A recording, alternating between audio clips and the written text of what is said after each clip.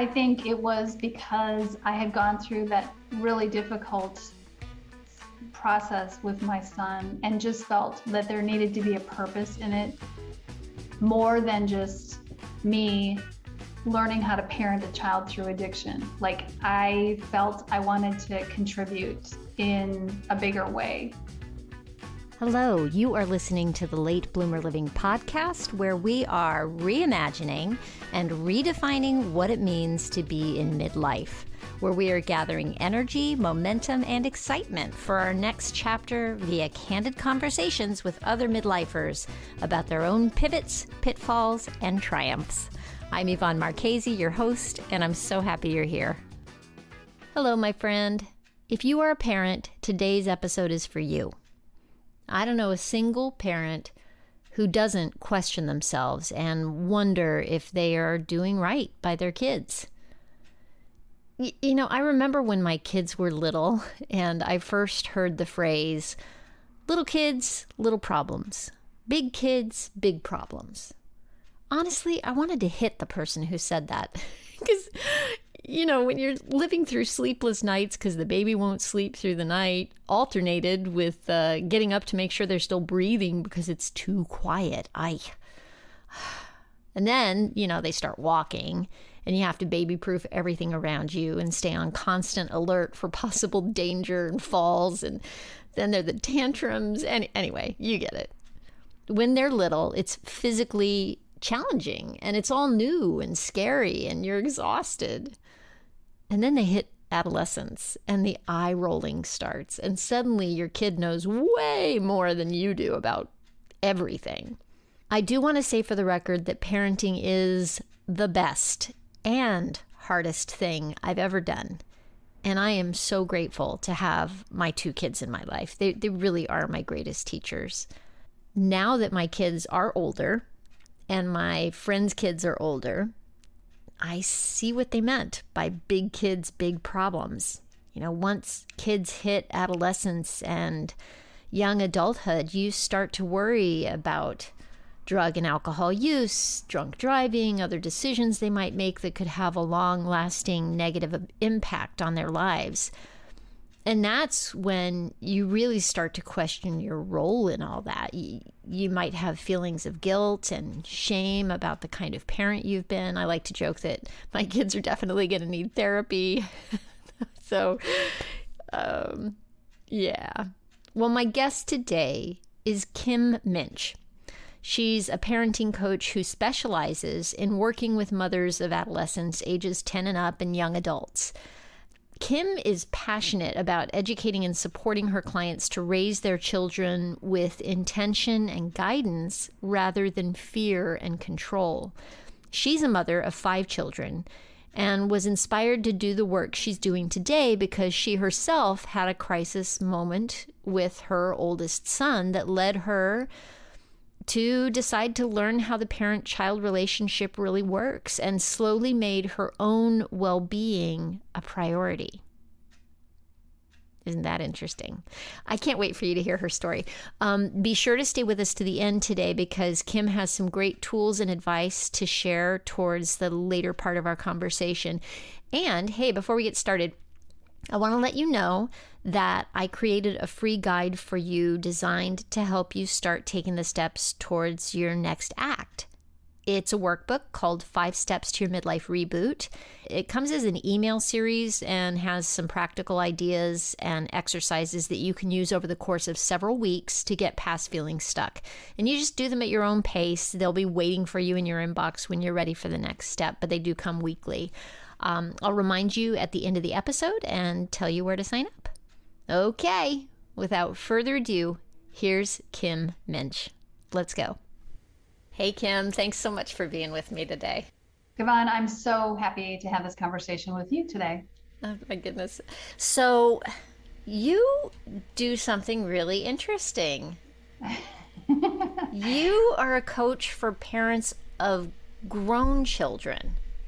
Well, yes, I would say I am a parent coach I typically market to moms because I believe moms are the emotional barometers in their families. And when mom is working on herself, it ripples out to everybody else. But I've chosen to always work with parents of adolescents. So adolescence begins around the age of 10 and goes through about age 25. And specifically because I think a lot of times when parents get to those adolescent years, they begin to white knuckle it through. And I believe that there's not enough support and encouragement for parents going through this stage of life. So for all those reasons, and because I have 5 kids who are now 17 to 34, I have been immersed in that, parenting stage for so long myself that I just have really always wanted to gravitate and help those parents who sometimes think it's too late, because in my opinion, it's never too late to work on the relationship. That is a very hopeful thing to hear. I have to say I'm an older mom. I didn't have kids until I was 35. And really, I have to tell you, Kim, one of the reasons why I put off having kids is I was terrified of having a teenager eventually. I hear you. I hear you. And actually, I'm the opposite. I actually had my first son when I was a teenager. So Wow. I had my last child when I was 36. So, I have grown up in some respects, obviously, through the experience of motherhood, as I think we all do. But I mean, I truly did grow up a lot at 18 by having, my first son. What were you doing before you started coaching? Were you a stay-at-home mom? I was number one momming 5 kids of all different stages. I did have a residential interior design business for many years before we left Wisconsin. I had told you that we moved from our home state down to Texas. But when we moved to Texas, the desire to re-engage and build relationships with vendors and all the things while trying to help 4/5 of my kids, because our youngest 4 were with us, help them get assimilated into a brand new state where we knew no one, sounded overwhelming to me. So I, put the business on hold, and I was trying to help everyone settle into life in Texas when the real pivotal moment that I think you're going to get to is that my oldest son, who I'd had when I was 18, he had graduated high school, and he stayed in Wisconsin because he was in community college, had a girlfriend, and his dad lived there. And so there was really no reason for him to come with us because we didn't know anybody in Texas.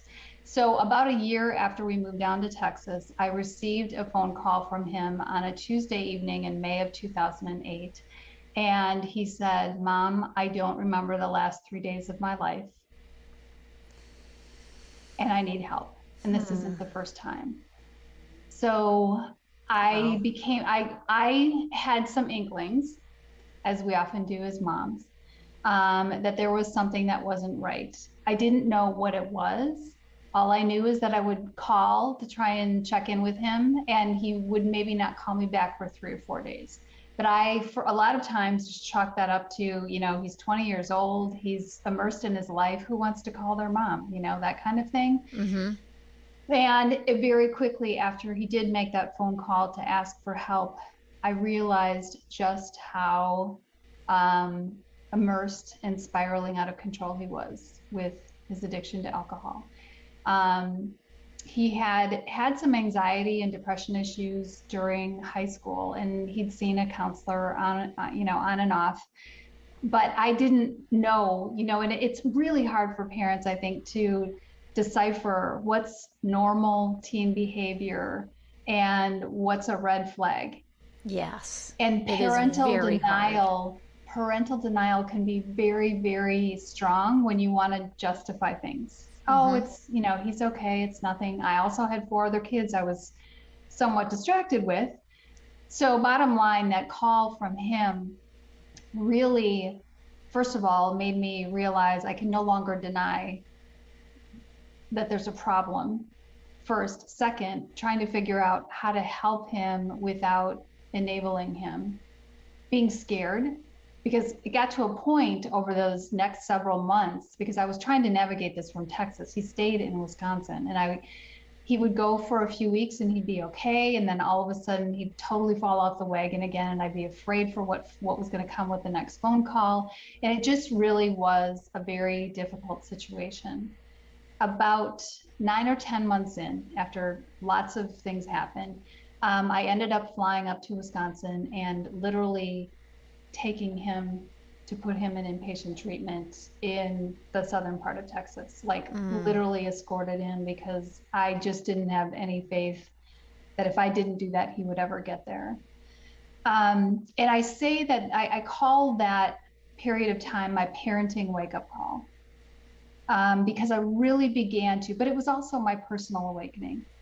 I really began to look at how I had been parented, how I was parenting my kids. And you'd think that I would have thought about this maybe a little bit more seriously before my oldest son was 20 years old.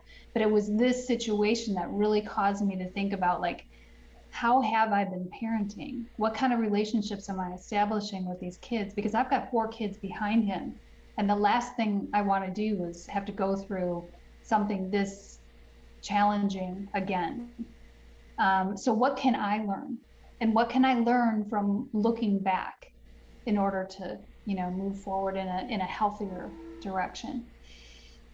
So I will close this story of his addiction by saying that he is 12 years sober at this point. And that is due in part, I believe, to my really, again, going through an awakening personally during the process of getting him to treatment and in the months that came after treatment, because I do think that it was very helpful in the way that I parented him through it. But every day, his choice, every moment of every day, his choice to remain sober, is certainly of credit to his ability and desire to want to, live his life.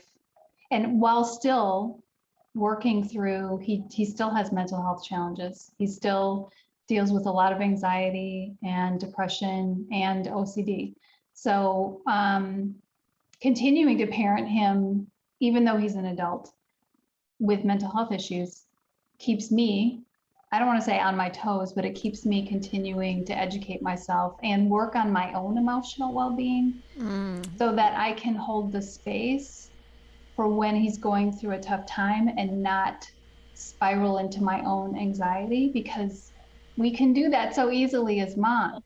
I think in the work that I do and in the relationship with my own kids, it is so important for me to continue to be very cognizant of my emotional well-being and taking time to meditate, taking time for walks every day, doing the things that I know feed my soul, so that I will, because I know when I get anxious and I get, riled up, all that does is spiral the other person, whether it's a spouse or a child. So working on remaining calm in difficult situations as our kids are growing up, I would say, is probably the most important work that a mom can do. I'm traveling that road, Kim, for sure. Back when I was 48, I realized I was getting up late in the mornings. My kids were only like, oh gosh, my maths are terrible, but I would press the snooze button in the morning. I was just in a spiral of my own at that point. And then I'd be running late, they'd be running late in the mornings, and I'm yelling at them. And I one day I'm like, get your backpack, get your lunch, let's go. You know what I mean? And I'm just coming down, and by the time we got to the car, I look in the rearview mirror and he's crying. And I'm like, oh my gosh, I'm almost 50 years old and I'm throwing the tantrum here, And that was like a moment when I really was like, I have got to get control of whatever is going on here. Ended up taking on like doing meditation every morning. I started getting up in the morning before my kids so that I could meditate and exercise every day. And I committed to doing it for 30 days. And I was like, well, you know, what do I have to lose? Let's see what happens. And after, it was so hard because I am not a morning person. Let me just say I get that. it. I get it. But I was committed and I was like, nope, 30 days. Let's just see what happens. And I don't remember how much long it was after I started, maybe about a month. My oldest, one morning I went in to wake him up, kissed him good morning, and he randomly said to me, "You seem happier, Mom." Oh, And I was like, "Oh, oh, oh, wow!" And that was it for me. I've never stopped that routine since because it does make a difference. well, and that's what I want to encourage, all of your listeners with is oftentimes if you're mom, you're put yourself last and we're constantly sacrificing. And that I think that's a cultural message we get. That's probably what we learned growing up.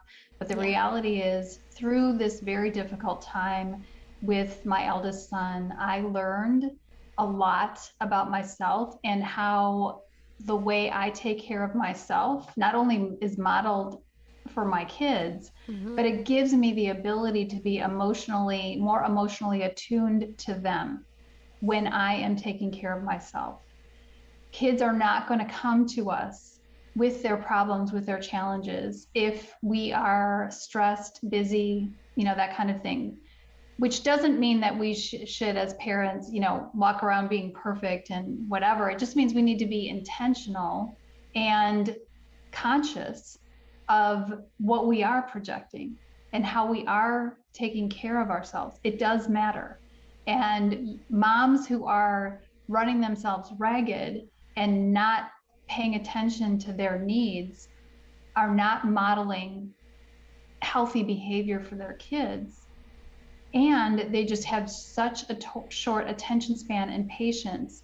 And especially during these teen years, we have to have a lot of we have to be there but not be there for our Yes, kids. it's a tightrope act. Oh, right? absolutely. Like Yes. not ask a ton of questions, but like just be present in the room. And by be present in the room, I mean don't like be scrolling on your phone because they won't tend, even if they are, like I intentionally will put my phone down and be in the kitchen when my kids are kind of going about their morning, just to be there, just to be available in case they got a spark of desire to be like, hey mom, I had this dream, or hey mom, whatever, I've got this going on today and I didn't do this, or whatever it is. The older they get, the more we have to be in a space of listening. And it's hard to do that if we aren't emotionally connected to ourselves. Mm. Yeah. It makes me. I'm just like, ooh, looking at my own behavior here and thinking, what could I do better? Yeah. And you Yeah. can't, I mean, you have to be kind of strategic with it, right? I will spend 10 or 15 minutes when I know they're both in the kitchen getting ready in the morning before they go to work or whatever, this being summertime. I will intentionally be available to them in the same space without having the electronics there, because it's very easy for me to pick up and scroll my own phone while I'm eating my cereal sitting in the kitchen, whatever. Yeah. And so that doesn't happen all the time. Obviously, work needs to get done. But if we can take a few moments strategically when we know our kids are potentially going to engage with us. And again, I'm talking about, kids who have earplugs in most of the day, Mm-hmm. but really trying to be attuned to when they may connect with you. Yeah. Yeah. So when did you decide to go and get training for coaching? When did this go from being your own personal journey to wanting to reach out and help other people with this? Well, like everything else, it was an evolution. When my son went into treatment, I decided, because I had had him at 18, I left college. I had my freshman year in college done, but I left. And then obviously I had married and got kids, more kids and whatever. But when he went through this, I really decided that this was the reason I was walking through this was because I was meant to become a chemical dependency counselor for teenagers. So once I got him into treatment and whatnot, I was like, I really need to go back to college. So I went back to college. I finished the last 60 some credits that I had to go in my undergrad. And then my intention was to go into chemical dependency counseling. I passed the state of Texas exam, and about 1,000 hours into my 4,000 hours of internship, I decided that working with teenagers who didn't think that they had a drug or alcohol problem and didn't want help wasn't what I wanted to do. It just wasn't.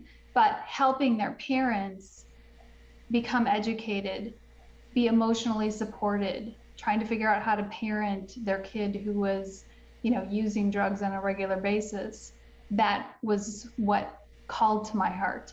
And through the magic of social media or some other avenue, I read about parent coaching. I had no idea that even existed. And to this day, I mean, I've been doing this since 2016, but to this day, I still think there's a lot of people that have no idea that a parent coach even exists, although it's really growing. It's a very growing field.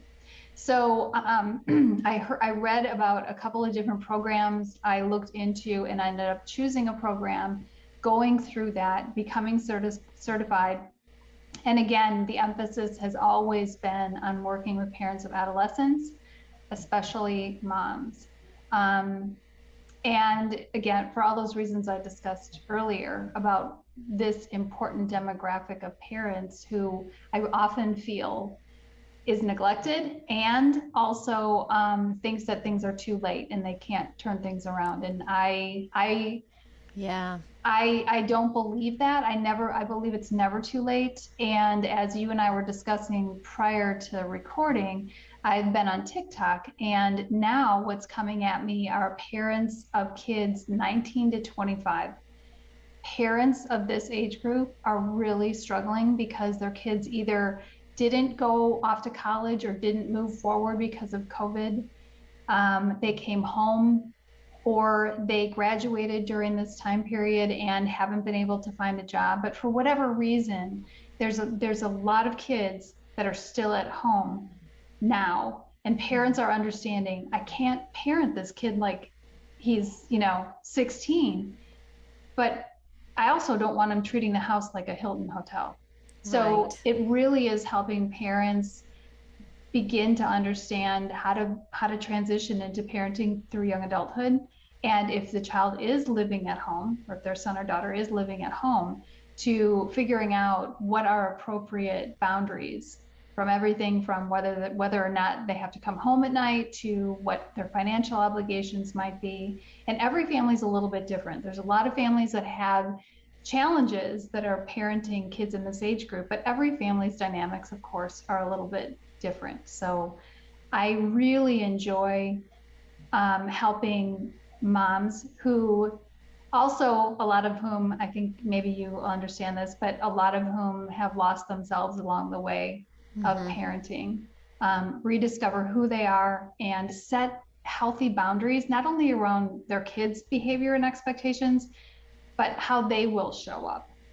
Personal boundaries for parents who want to not be the mom that's rescuing all the time.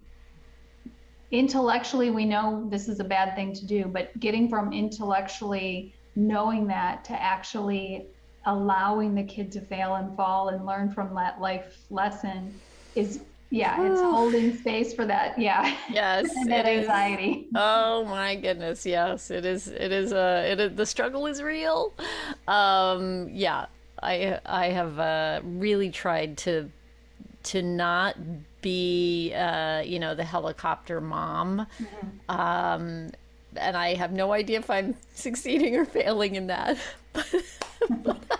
Well, you'll know I think, one thing that I will say is, having had all those kids, and I remember the physical exhaustion of having young children and spending so many nights not sleeping. My third son did not sleep through the night till he was 3. And, so I remember it's very, very physically demanding when kids are little.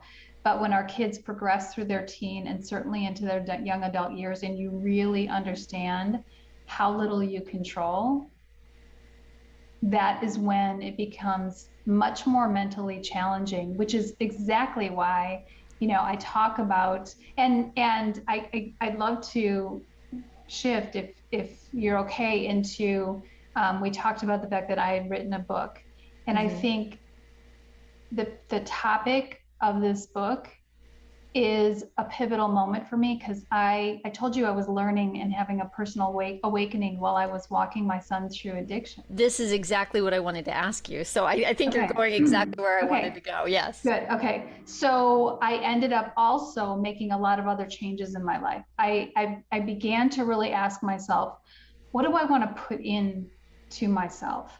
And that started with the types of shows I was watching on TV, the movies we went to, the music that was being played in my car, um, the books I was reading, in some respects, the people that I was spending my free time with. And this didn't happen overnight. It was just through it. I became more conscious and intentional with what I was putting inside of me, in whatever way that was.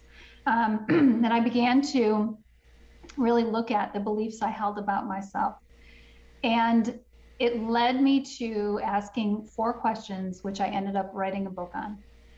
And the 4 questions are, what do I believe about myself? Where did that come from? Is it true? And if it's not true, what is true? So if you think about those 4 questions, I call that looking back to move forward. It took a lot of reflection for me to understand some of the things I believed about myself. And I write about 6 things in the book, one of which is I'm not worthy of being heard. I came to that belief, really, that the self-talk that I was, the things that so many times I didn't speak up. So many times I didn't raise my hand in class. So many times I didn't exert myself in a relationship, whether that was romantic or a friendship or whatever. So the belief that I held about myself, this one in particular, was I'm not worthy of being heard. And then I asked myself, where did that come from? Where is the first time that I remember not feeling as if what I had to say mattered, or not feeling heard? And I ended up uncovering a story of a situation that happened between my dad and I when I was 6 years old. And I won't go into it, but it was something that I think a lot of people could identify with.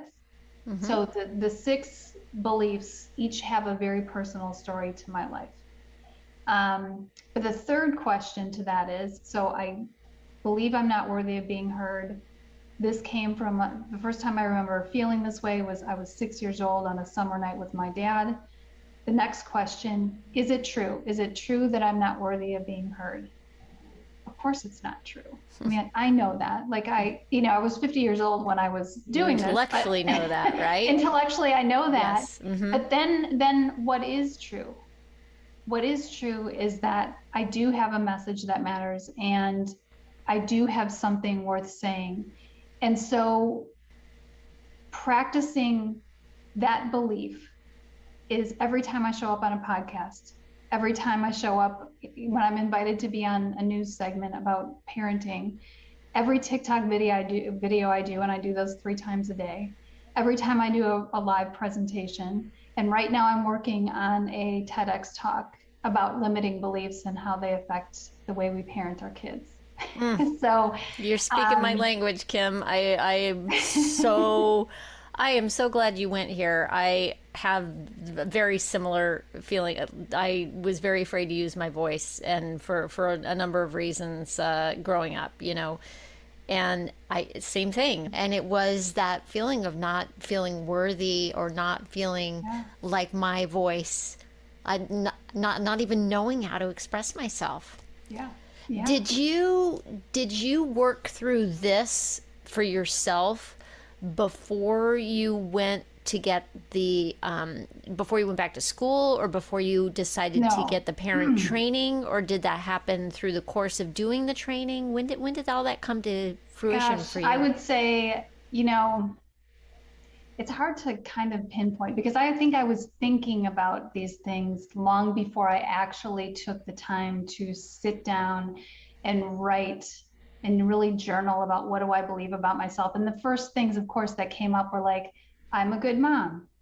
I'm a hard worker, but it was like getting beyond those surface roles we play or the surface things that you think about yourself to get to the deeper stuff. Mm-hmm. And I would say probably definitely going through the parent certification was definitely a part of an instrumental piece in wherein that really got developed.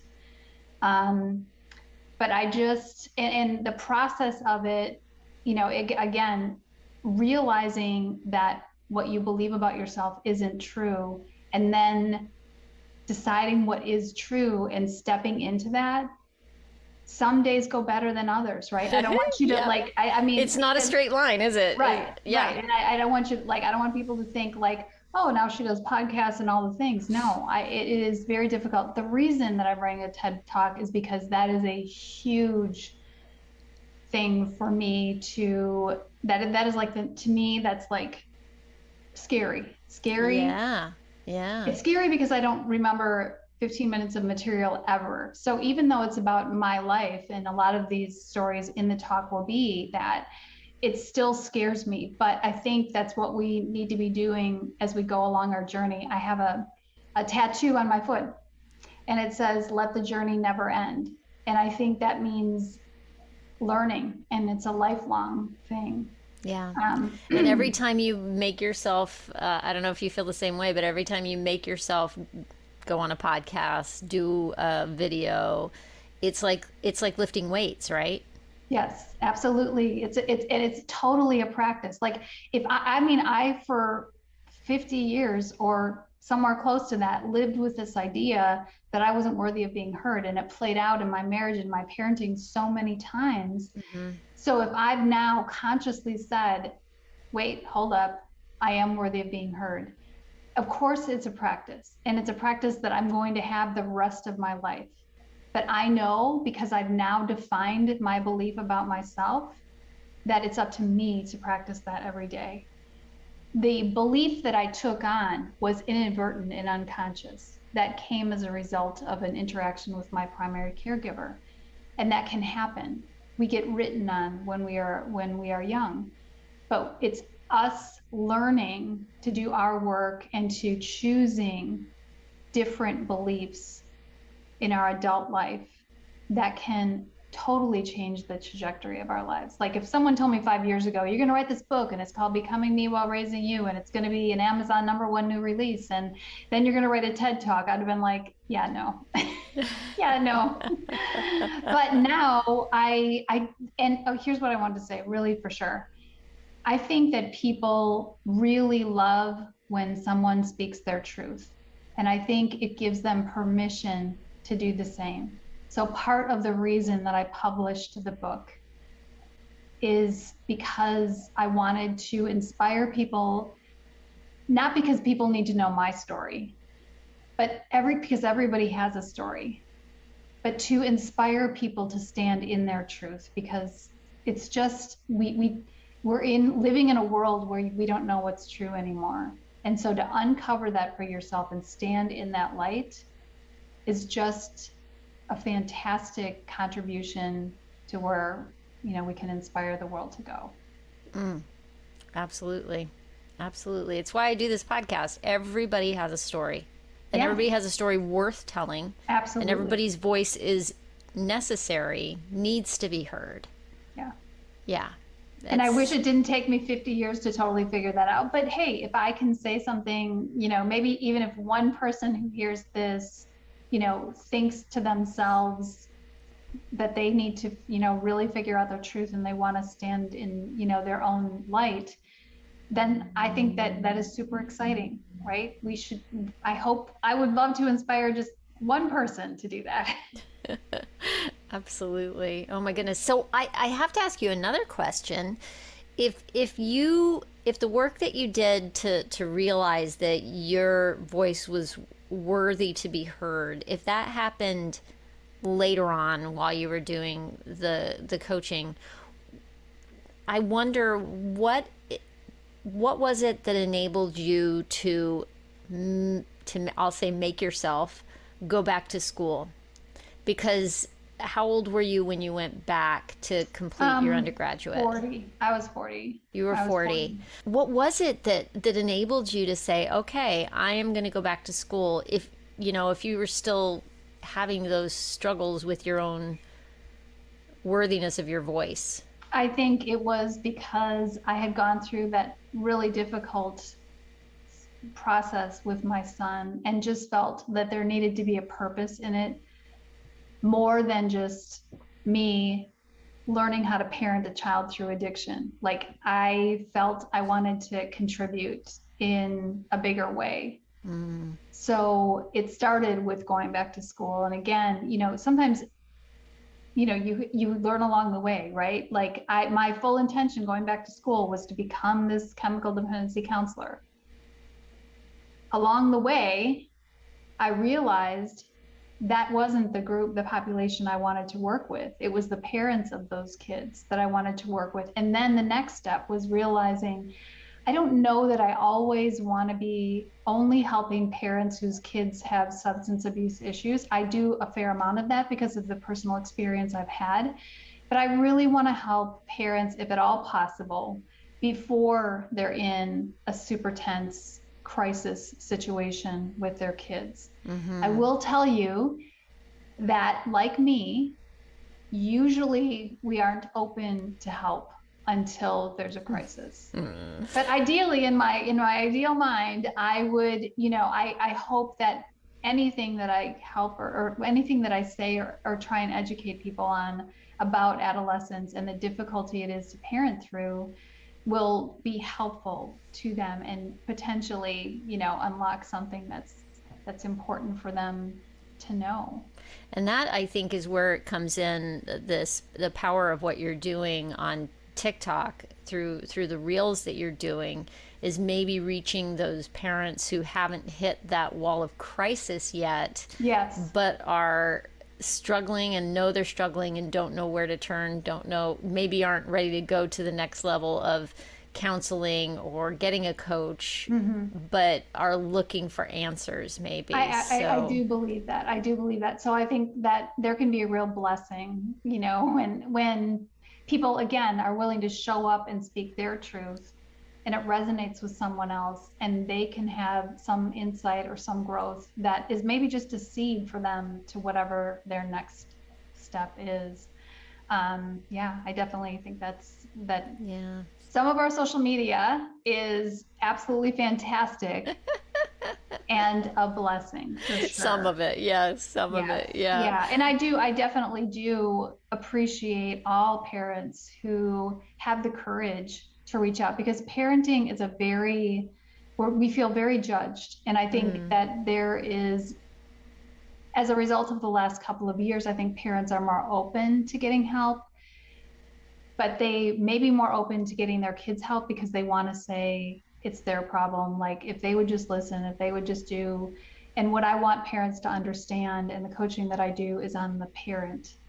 It's less about strategy and more about the relationship that you are having with yourself and this child, and how to improve it, not with a 1, 2, 3 fast step, but by really looking at, what do I believe about myself? Because it is most definitely affecting the parenting that I'm doing. Yeah. Wow.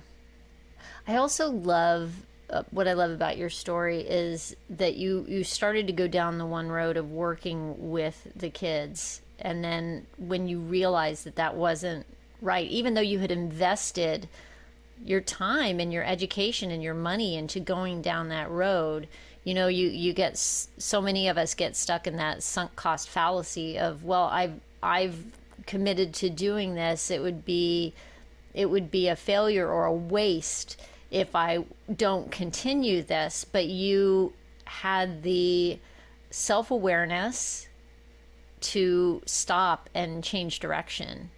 Yeah, and I think that's a lot of courage to change that. Well, but I think that the psychology degree was a good foundation in what I was doing. I didn't go I just kind of like the same issue and challenge. I just shifted the population of people that I wanted to help. Yeah, that totally makes sense. Totally makes sense. Yeah, absolutely. I think nothing is wasted is probably my No. point, in that we every bit of experience that we garner in our lives can be shifted and become appropriate to use over in this bucket over here, you know. Absolutely. And I think sometimes we forget that and we feel stuck. Yeah. And I think we Yeah. can do that in parenting too. I talk to a lot of parents who get stuck in I was such a crappy parent. I didn't do this. I didn't do that. And they get stuck there. Mm, And I could have stayed stuck there myself when my son, was in this active addiction. I could have most definitely, I did acknowledge where I contributed to the problem because I did. And I think it was important for me to acknowledge, to really look at, like, how did I contribute to this, but not get stuck there, because it didn't serve me and it didn't serve my son to get stuck there. So I would say to yeah. a parent who, maybe is kind of feeling bad, or I should have done this, or I got divorced and there's guilt around that, and I parented from this, that, or the other place, or I was never parented, so I over parented my kid and I totally screwed them up. This is not helpful. This does not serve the relationship, again, to yourself or with your child. So I want to encourage those parents who are at the moment maybe stuck in something to acknowledge, but then move forward. Yeah. Is there anything that you wish you had known when you headed down your new path, when you started doing this? I didn't realize how much work it would be, because, I mean, there's a lot of parents in the world, right? I didn't realize how much stigma and judgment there can be around parenting, and really having to work so hard myself to let parents know, like, it's okay to ask for help. It's okay to admit that you don't know what you're doing. But not only do that, but actually work on yourself. Because there are plenty of parents that will complain and say that they're bad parents, or they wish they would have done something different. But it takes a lot more courage to then look within yourself and start doing that work, because you're passing down a legacy when you will work through your own issues, challenges, and sometimes reparent yourself. That's what happens, is there are times when we need to reparent ourselves. And what a gift that is to your children, because I believe, how people say, um, your kid didn't come with a manual, right? They say that all the time, but the reality is we are the manual on which our grandchildren will be raised. And so when you think about that, it's not to make you feel like you have to be perfect in some way, but to really be intentional in knowing that your grandchildren will benefit from the work that you do on yourself now. Yeah. So, what can I ask you for a few of the things that you did, maybe routines or habits? I know you mentioned meditation. Mm-hmm. What other tools did you use for yourself that were particularly effective for you? Yeah.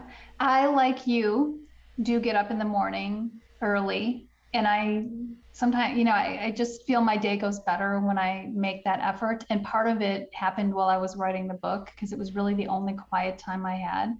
So, I mean, trying to write a book at 9 o'clock at night isn't going to happen. Mm-hmm. So I got into a routine of getting up early.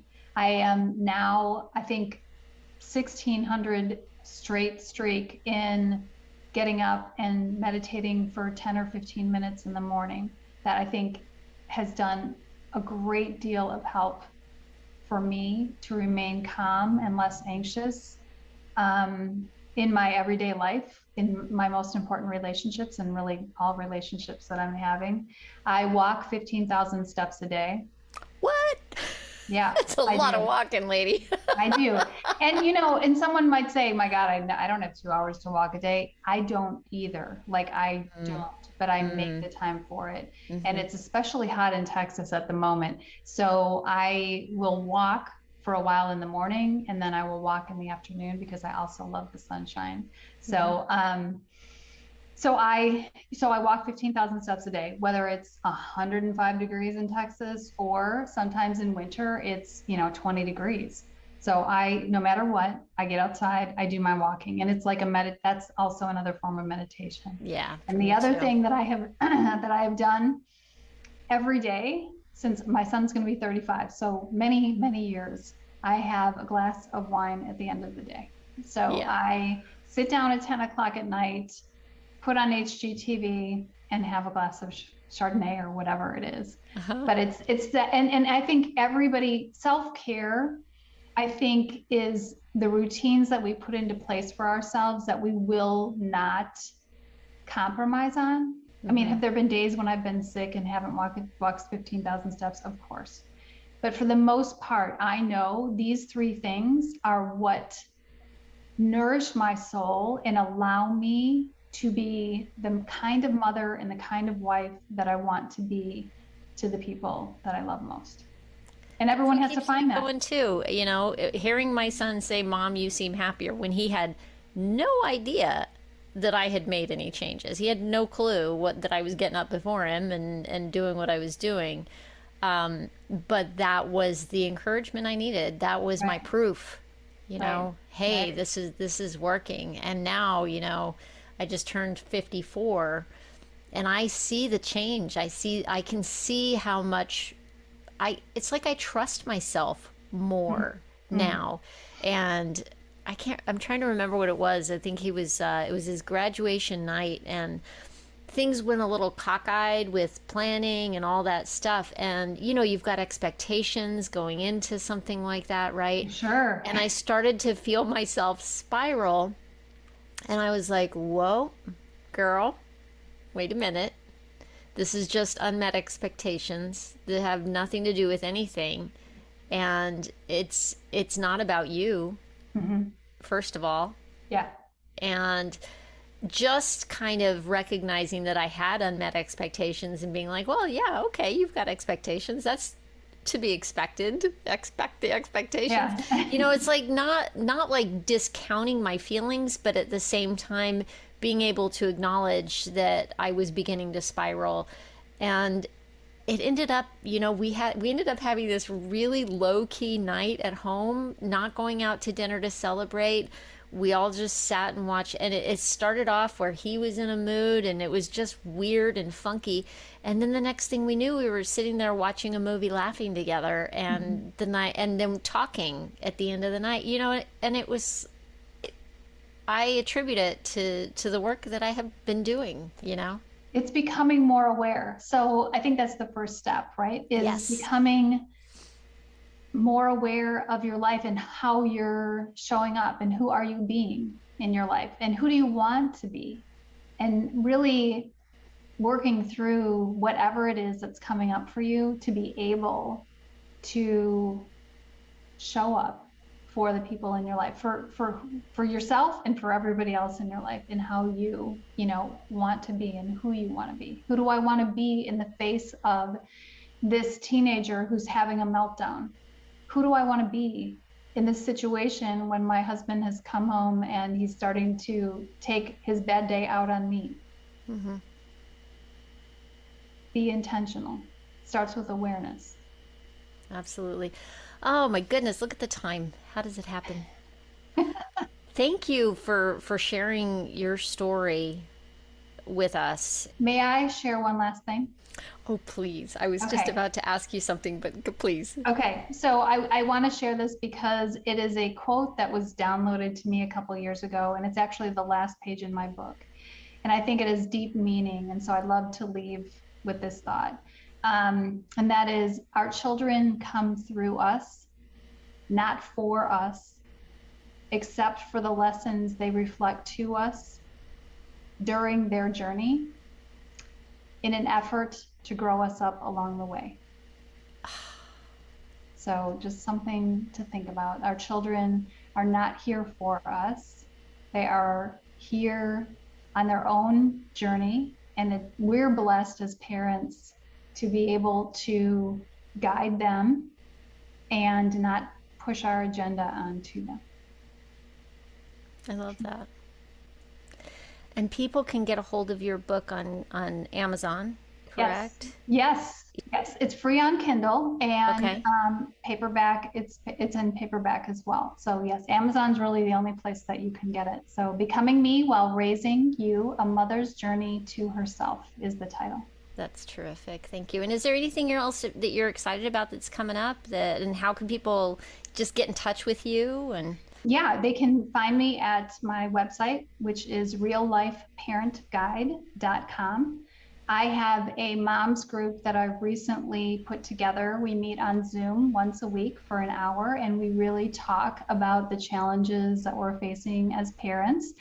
And it's called the Empowered Moms Group. And that is because I believe that moms can empower other moms. And many of the people in it have kids that are 15 to almost 30. So it's really that group of moms that they don't talk, they don't connect as much as the moms of little kids. And we get very raw and very real. So the Empowered Moms Group, it's on the website, and I would love to have new moms in there. all right, very cool. Hey, you have a download, right?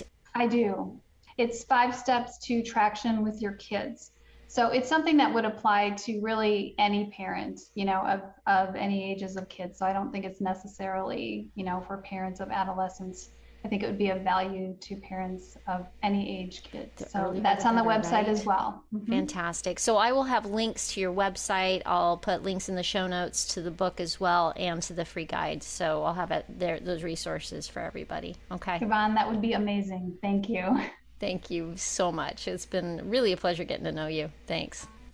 Well, there you have it.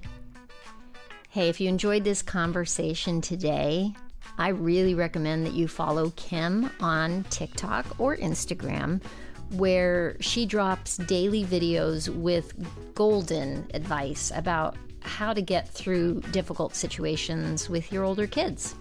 I've been following her since we met, and it's really been helping me to take a thoughtful approach when facing difficult situations with my kids. And hey, don't forget, Kim is offering a free download on her website to help you gain traction with your kids. I will have a link in the show notes to Kim's social media feeds, her book, and her free download. You can just go to latebloomerliving.com/podcast and look for episode 117. And you will also find a link where you can sign up for my free guide, 5 Steps to Your Midlife Reboot. And that's it for today. Thank you so much for listening. I hope you have a fantastic week. Stay safe and well. Talk soon.